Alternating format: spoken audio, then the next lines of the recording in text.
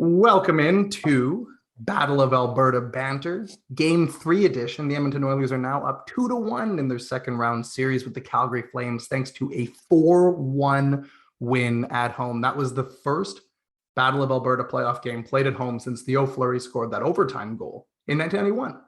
It's a 31-year span, and the Oilers came out and played, I don't know, maybe the best game I've seen them play in my life. We've got Wanya, he's representing the Oilers. We have Printzy, who's supposed to be representing the Flames. How do we feel about that game? What conclusions are we drawing?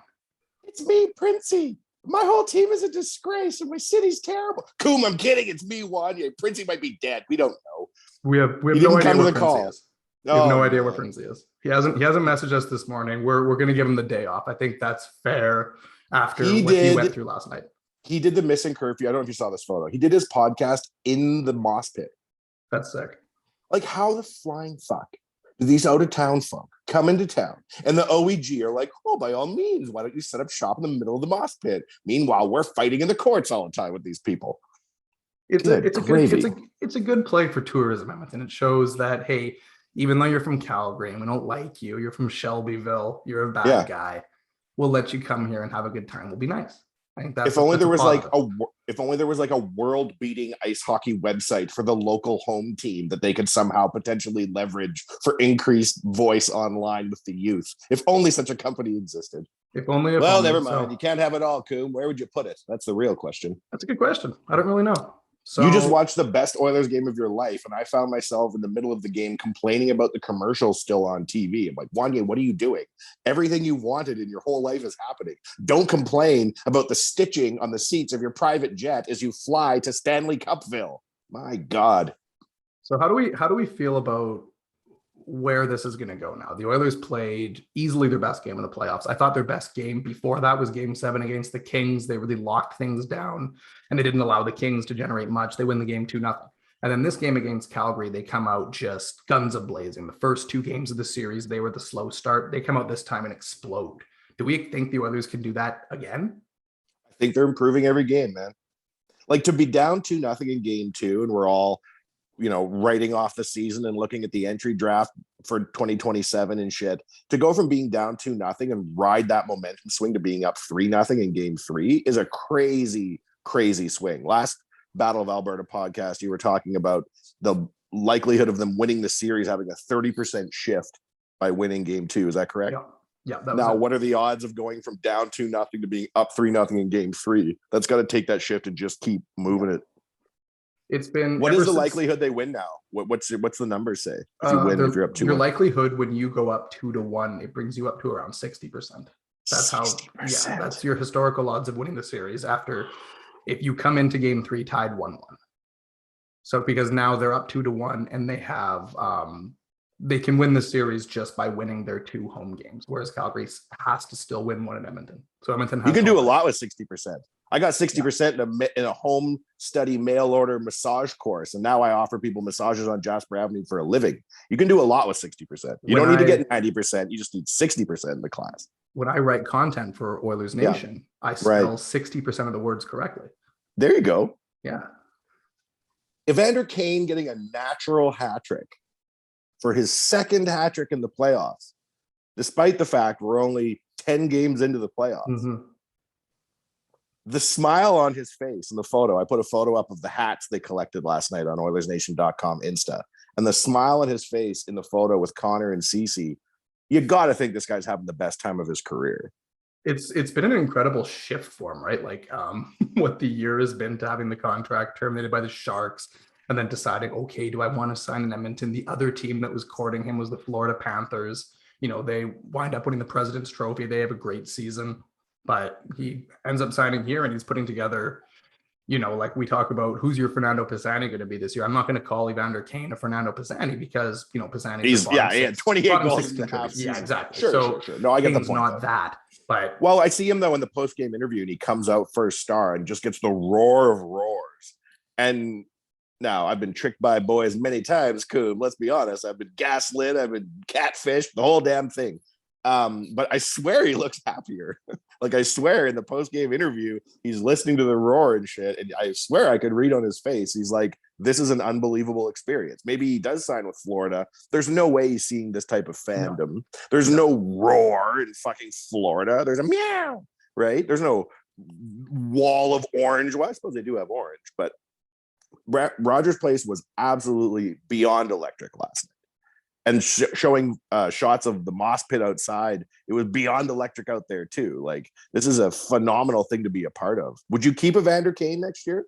It's impossible to even say right now, because with each passing game and every hat trick he scores, he's earning more cash in his next paycheck, and it's hard to wrap your head around. So for me, it's kind of like, let's just enjoy this guy, heavily motivated to do well, and worry about it when we worry about it. It's very pragmatic of you, Coom. That's not putting the cart before the horse. I'm not familiar with this type of strategy you're employing. I like to put all my eggs in one basket and then have that basket explode. So speaking of, you mentioned there, this is a perfect segue, because you said the atmosphere at Rogers was electric. And we've got some interesting quotes from the Flames post-game. They're the worst. Rasmus Anderson, when asked if Edmonton was a louder experience in the first 2 games in Calgary, he says, not really. The Saddle Dome is way louder. Okay. I don't think that's accurate. I can't imagine that it is, but anyways, continue on. What else are these clowns saying? So we have another one from Matt Tkachuk, doing his Matt Tkachuk thing. He's pissing people off and he's great at it. He says they've got one player that plays half the game and is playing some great hockey right now. Now, to point out, Connor McDavid, I assume he's talking about Derek Ryan. Yeah, he's talking about Derek Ryan led the team in ice last night. No, he's talking about 2 minutes Mikko Koskinen. Oh, I see. Put up a shutout in 4 minutes and 15 seconds of play. Is anyone talking about Mikko Koskinen's Game 3 shutout? Or are we just going to sweep it under the rug? His 0 save shutout? Did he get no? I thought he had 1 shot. Hockey Reference has him with 0 shots, 0 saves, 4 minutes 15. Well, you know what they say about 4 minutes 15 seconds of shutout hockey. It counts. So he says, so he's talking about Connor McDavid, obviously. And Connor McDavid, shut the fuck up, Matthew Tkachuk. Let's just start with that. Shut up. And then maybe win a hockey game and we'll listen to you, you prick. So, yeah, McDavid plays 20 minutes and 28 seconds. And to be fair, he's the best player in the modern age. He'll do whatever he wants, Matthew. And you can sit there on your bench and drink your Gatorade and watch a better player than you destroy your team from close. And Anderson had another similar quote saying, we let one guy beat us tonight. In regards to Patrick for Evander Kane. What the fuck are you talking about, Flames? Your eggs are scrambled. Mike Smith had an amazing game. Evander Kane had a natural hat trick. Leon Draisaitl had 4 assists in the second period, setting an NHL record. This isn't one guy dismantling your program. No, I don't think so either. And Zach Hyman had a good game. He scored a goal. Ryan Nugent-Hopkins, fantastic defensively. If the Oilers are a one-man team, then why aren't you scoring goals against them when it's Derek Ryan and Warren Foegele on the ice? You know? You know what I'll give credit to? And I'm not a very popular Oiler for a myriad of reasons, but when Lucic hit Smith and Archibald came flying in and clocked him, he earned respect. Like, I really do respect the fact that he came flying in for his goalie like that, because Milan Lucic is a tough customer and Archibald showed no fear. I wanted to talk about the Lucic thing too, because when I first saw it happen, I shouted at the TV. I was like, wow, that's dirty. Like, it wasn't as bad as it looked. I don't think it was. I think Lucic did a pretty reasonable job of slowing up so that he didn't really hurt Mike Smith. I don't think there was the intention. I think it was kind of a physical rub out behind the board. And I think Smith might have embellished a bit. He does tend to do that. He goes and plays the puck. And if someone touches him, he flies everywhere. But I think Lucic, his helmet came flinking off too, right? Yeah, if Lucic wanted to run Smith, then he would have been a smudge. Yeah. He would have been, a board advertisement. Now I have a stupid question, but it's okay because Printzy didn't show up to the podcast. That only makes me the second worst guy on the podcast. I thought that like the weird trapezoid on the ice around the net. I thought you weren't allowed to make contact with the goalie if he's behind the net. What's the rule on that? I think it's if they're outside the trapezoid behind the net. They're fair game-ish. You're not supposed to hit them hard, but you can hit them a bit more. And if they're touching the puck out there, it's a penalty for them. But if they're behind the net in their normal zone, I think you're able to rub them a little bit as if they're a player, but you can't drill them or pin them or anything. I think it's a really ambiguous rule. The trapezoid's always been very weird. I was of the mind that if they're in the blue, they can't be touched. If they're in the trapezoid, though, they can be. It's fair game, is what you're saying to me. Something like that, yeah. But you can never run the guy. You can never run him, right? Bagmilk wrote in the post-game wrap-up that Milan Lucic is a disgrace, doing everything he could do to stay in the league. And I was like, you are painting him with the harshest crayon, or rather drawing him with the harshest crayon in the box. Harsh yellow. I think from an Oilers perspective, you don't want Lucic to get suspended because he hasn't been very good. I mean, in this game 3, his Corsi percentage is 31.2 for shot attempts. So I think the Oilers are better off if Lucic is on the ice than not. I think it was a game that I feel I've never in my life seen that many happy Edmontonians in one place. Like, you're watching on TV and every cut to the crowd is like people just living life. And I think that the city needs this so much. It's such a great thing to see. People who doubt the value of sports, right? Yeah. People who see public funds go into an arena and question why a billionaire is getting a free arena. And it's like very fair, right? But even if you aren't an Oilers fan or a sports fan, you have to take a step back and realize, like, especially going through a challenging time like society's been going through in the last 2 years, and then seeing like the societal benefit that's brought to bear by having a wonderful event like this. And there's people at home having just as much fun too, right? Mm-hmm. You don't have to be in the arena district to feel like a resurgence of happiness, but it's just such a great thing to see.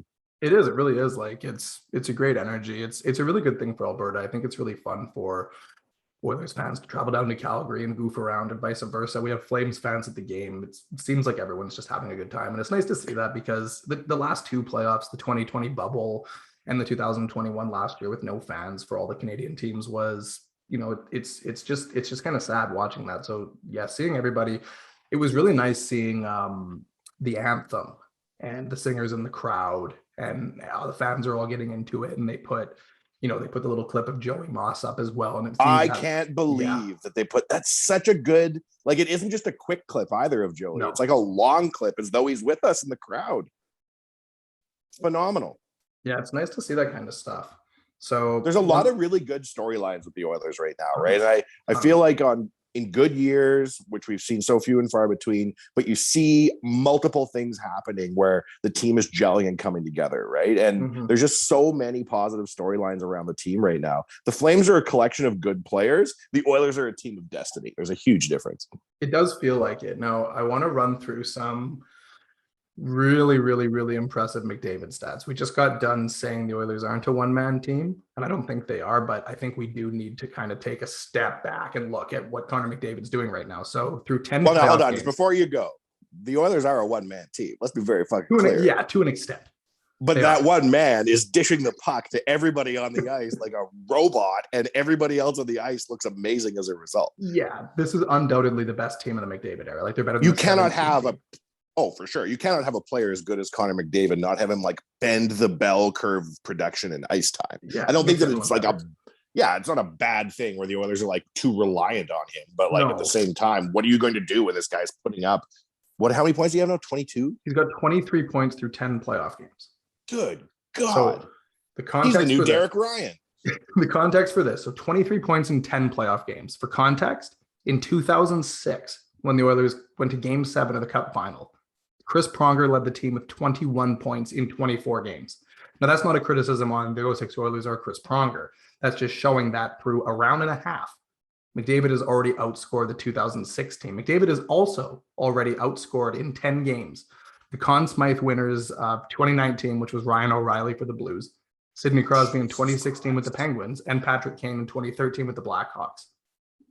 So those guys played like a full playoffs. And Gretzky's crazy, man. Wayne Gretzky's all-time playoff record is 47 points. So McDavid's already at 23. He's halfway there. If the Oilers wow. Yeah, if they get through Calgary and they, if they do the thing, then he could break that record.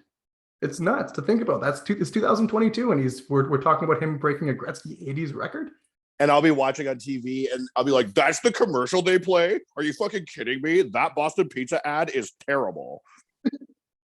So here we are now. What's our expectation for Game 4? You think the Oilers can come out and have that big start again? If you aren't willing to look at an Evander Kane contract because you want to enjoy the now, I don't even want to look to Game 4 because I want to enjoy the now. Yeah. I just want to let the stardust settle on us. and just sit here and think about what's happened in the last 24 hours. I personally, for what it means nothing, it is worth nothing. I thought the Oilers are going to win this series since it started, and even when they were down in the game, and I don't know. I think they're going to beat the Flames. Man. I don't know how far they're going to go because I think now we're getting into like dreams and hopes and wishes territory. But they're the best team in the league, man. I swear. Now, best team in the league. The East is going to cause some real troubles for whoever has to face them. I cannot believe the shelling they've given the Panthers. It's really something. Like the Panthers are a good team. Like they've won the President's Trophy, and they've just dominated the Panthers. Like Tampa looks pretty unstoppable. Colorado looks quite good too, as does St. Louis. Now I have a question, and I don't want to put the cart before the horse, but it's fine. If the Oilers win this series, do they win the Pacific? Yeah. Does that mean we get a new banner at the arena? No, the Pacific Division Champions banner is if you had the best record, but you'd call them in the regular season. You'd say they were the winner of the Pacific in the playoffs, I guess. I see. So there's no banner then. I don't think you put a banner up. I think because in 2006 they put up the banner for coming out of the West. So if they came out of the West, you put a banner up for that. Could we put a banner up beside the Garth Brooks banner that just says #1 ice hockey Pacific Division champion? You could just say winner of the 2022 Battle of Alberta if they do win, knock on wood. I don't think anybody would complain if you put that up. I think it'd be funny. Imagine you did that. You're just like, you know what we're going to do? We're just going to start raising banners here all the live long day. It's like, shout out to the Oilers for killing off a 5-minute penalty kill. Banner goes up. Hey, I thought they should have put up in 2020 a Tampa Bay Lightning Stanley Cup banner because it was played there. Son of a bitch. You would think that. They would come into our arena and win on our ice, and we didn't even have a playoff run, yet we've already burst the bubble on our arena's cup wins. Fuck. First Stanley Cup to be awarded at Rogers. In our brand new arena with no fans. That's how we drew it up in the... Yeah, that's how we drew it up, eh? Yeah, when the city dropped $350 million, we all wanted to see Tampa beat Dallas in the final in Edmonton. That was the dream. You couldn't even explain that if we went back in time. No. You're like, okay, let's just go to the opening ceremonies of the arena. We got our shovels. We're turning over the earth. Hey, guys, the cup is won here in 2020. Oh, no way. You got to be kidding me. In our new arena, this is some shit. Well, that's not the Oilers who win. Oh, well, at least we got to see an amazing run in our arena, right? No, there's no fans in the building. What do you mean there's no fans in the building? And they beat the Dallas Stars. What the fuck? Is the earth gone curly whirly? Yes, it has. 2017 people. It's honestly, it's an insane thing to even like describe to somebody, but that's what makes this so much better. Like, but from the chaos, comes the Oilers. Here come the Oilers out of the mist of 2020 and 2021, and in 2022 they're just El Fuego. You can't. With Evander Kane of all fucking people getting a natural hat trick. The more I say this out loud, I think the Matrix is broken. I know, right? You're like, oh man, Cody Cece's our #1 D man. Koderick. You know, when he scored that goal against LA, I was like, you are the new Super Descharnais. Like, you can do whatever you want, Cody, and I don't give a fuck. That was a hell of a goal. He's the new Chris Pronger. There was a guy last night I saw on TV. They were showing the concourse, and he was wearing, unironically, a Pronger 2006 jersey. That's sick. I don't think that's the what. I love it. I loved Chris Pronger in that run. He was. It's an. Do you remember the summer of 2006, Coom, or were you 1 year old? You can. Oh, I was 13. You can still appreciate his year with the Oilers because it was still to this day the best Oilers season of my life because they went to the final, and without Pronger they don't do it. So I don't want to forget Pronger. This is why I can't trust Evander Kane being happy. Because when I saw Chris Pronger happy in 2006, I was like, we're doing it forever, Chris. You're my best friend. And then I got slapped in the face. But Connor seems to enjoy it here. And that's all that really matters because at the end of the day, we are a one-man team. Printzy, what do you think? I think the Flames are the worst thing that ever happened to ice hockey. Well said, Printzy. Well said. Yeah, if they lose the series, they have to move back to Atlanta. Oh, imagine that. Those are the rules. And Ludacris is going to sing the opening anthem for 2 years as a result as punishment. Luda. He loves the ATL. Well, do we have, what else do we have to talk about? We got through everything? Well, let me look. Let me look at my notes. There are no notes, Coon. We talked about everything. Oh, Shout out to Jesse Puljujarvi for having 3 solid hits in the game. Shout out to Derek Ryan for 4 minutes of platinum grade playoff hockey.